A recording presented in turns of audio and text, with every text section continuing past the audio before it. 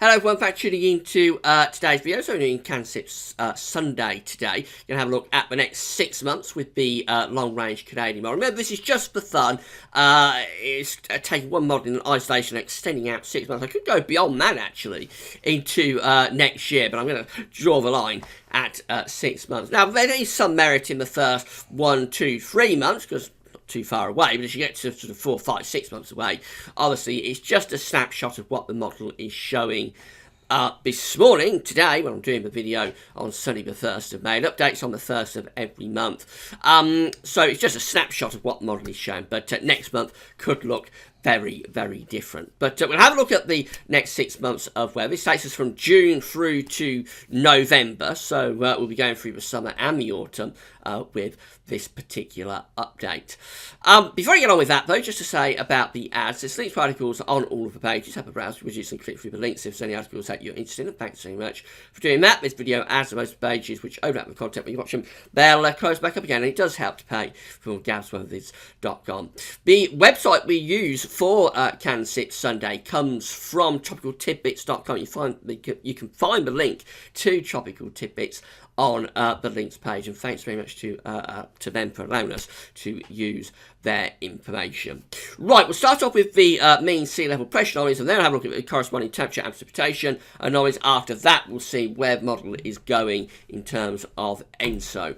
So we'll start off with sea level pressure. So this is the chart for June, first of all. So in theory, this is the most reliable part of all of this, because it's only 1 month away. And what we see for June is that we've got a ridge here in the central part of the Atlantic with low pressure with these blue colours being pushed to the north. It looks like the jet stream is going to the north as well, but may not be quite as good as it at first appears, because the jet stream probably does something like that and actually moves down over us a little bit. So I don't think it's too bad. It would be a fairly pleasant June, I think, if it came off, but maybe not all that exciting with the temperatures.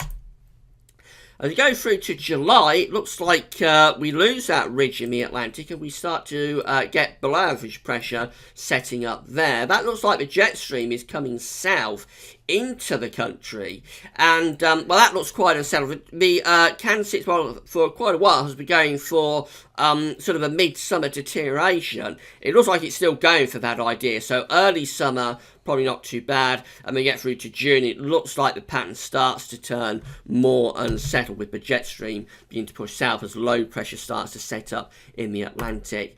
August looks very unsettled. Look at this, got the deep blue colours setting up there around Iceland to the northwest of Scotland. That's low pressure, and I think that's running the jet stream through the country, so August does look a bit grim. I think there'll be bouts of rain being thrown in across the country with that one, very Atlantic driven month. And in summer, of course, an Atlantic driven pattern is going to be quite cool. It's reverse of what you get in winter. In winter, Atlantic driven is going to be very mild, but in summer, Atlantic driven weather will usually be quite cool, because the landmass to the east of us over the continent, in summer it gets very hot, so that's what gives us hot weather when winds blow from the east and the south. But conversely, in winter, when the winds blow from the east, anyway, it's going to be quite cold. So Atlantic-driven August being indicated there. That's 3 months away, so it's quite a way away, but it is in line with what the CANSIPS model has been going for quite a while now, which is a mid to late summer deterioration after not too bad a start. And then we go into September. This is 4 months away now, so it's a very, very long way out. It's not to be relied upon at all. But September looking very changeable, with a deep trough setting up over the top of the country in those blue colours there. The jet stream again running more or less through the UK. So August, September looks like have a bit of an early autumn. October, 5 months away. That looks quite interesting. The pattern completely flips around and we get red colours appearing very strongly and generally centred to the west of the country. So that's a ridge building through the Atlantic. Could be quite a cold month, that. The jet stream's probably doing something like that. There's a very deep trough across Eastern Europe.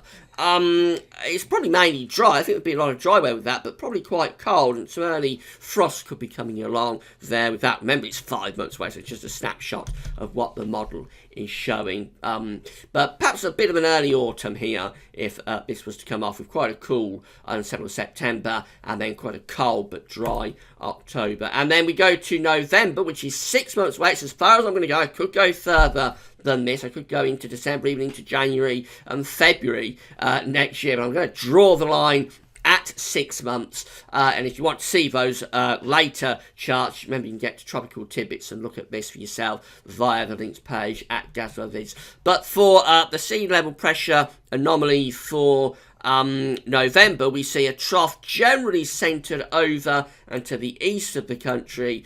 Bit of a ridge here to the south of Greenland, so I think this is probably quite a coldish month if it came off, and probably won't, but if it did, it would be quite a cold month, and would be entrenching northerly influences into that trough of low pressure. I have to say, this looks like quite a cold autumn that the model is going for here. Let's have a look and see how these temperatures stack up. So we're going to come back to June. Again, in theory, June is the most reliable part of all of this because it's only 1 month away. The temperature anomaly for June coming out close to average. So that's the backs up what I thought. The jet stream is pushing a bit to the north, then looks like it's running down through the country. So it's probably not quite as good as the sea level pressure anomaly looked. However, I don't think it's a bad month by any means. An average temperature in June is going to be quite pleasant. July also coming out near average, maybe even going ever so slightly above average. I'm quite surprised at that because it did look a very unsettled, well, not a very unsettled month, but it did look a more unsettled month in July compared to June. But remember, it's all to do with exactly how the jet stream is realigning. I assume in June the air is coming up more from the southwest, so although it's more unsettled perhaps, it could be that it's a little bit warmer. We get into August, that one coming out close to average, maybe even hinting at a little bit above average again in August. Go through to September, and we come out close to average in September. October, that comes out about average as well.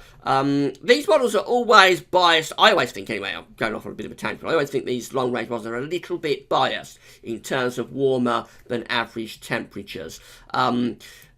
Whether that's to do with the climate change thing, I'm not sure. But these long-range models tend to be a little bit biased towards higher temperatures than you end up with. So I reckon in October, based on what the sea level pressure was doing, I think October would be a colder than average month. The model is just seeing near normal temperatures in October. I think it'd be a bit colder than that. And the same is true for November. It's going for near normal temperatures in November. Again, I think that will probably be colder than average if the pattern's set up as the model is predicting. So nothing really all that exciting going on with the temperatures over the next 6 months in terms of what the model is predicting. I think probably as we get through to those autumn months, we do go colder than the model is seeing if the pattern was to come off as it predicts. Right, through to the precipitation, and June, that comes out with near normal precipitation, so nothing all that exciting going on there. July, that comes out near normal as well. Perhaps hints at a little bit wetter than average, really, but close to average, no great deviation in July either. August, I think that does hint at a wetter than average month. Those blue colour, I should say green colours, appear close to the UK, and particularly for the north and the west, I think goes a little bit wetter than average. However, it looks a bit drier than average down across Spain. September, that's a little bit interesting because it goes drier than average to the north around Iceland, to the north of Scotland, and hints at a bit wetter than average around the Bay of Biscay. And again, if you look over here, around the North Sea. I think overall this does still back up the idea, but as we get through into middle and last stages of the summer and on inside of autumn, we turn more unsettled. October, that looks significantly drier than average, so this is the first one that sort of makes sense, if you like, based on the sea level pressure. October comes out drier than average, that's because we're blocking off the Atlantic, but I think it's probably quite a cold month. And then November, that one turns wetter than average. Again, notice all of these yellow colours out to the north and west. That's the ridging that's taking place to the south of Greenland, with Petros centred over the UK under that ridging. I think that's quite a cold, wet month in November. So, reading between the lines what the model is going for, I think it's seeing a decent early part of the summer, and then it probably all starts to turn more unsettled as we progress through the summer. Temperatures don't look too bad for July and August. I think they'll cool off, though, as we go into the early autumn. And I would just expect generally a deterioration to more unsettled conditions as we go through the summer and into the start of the autumn. Beyond that, it very much gets into the realm of speculation. Let's just have a look and see what model is doing in terms of the ENSO region. So we'll start off with the sea surface temperature anomalies for the world in May, this month. First of all, this is the region we're interested, of course, going from Peru over towards Indonesia. And we see the continued unravelling of El Niño as we go into May.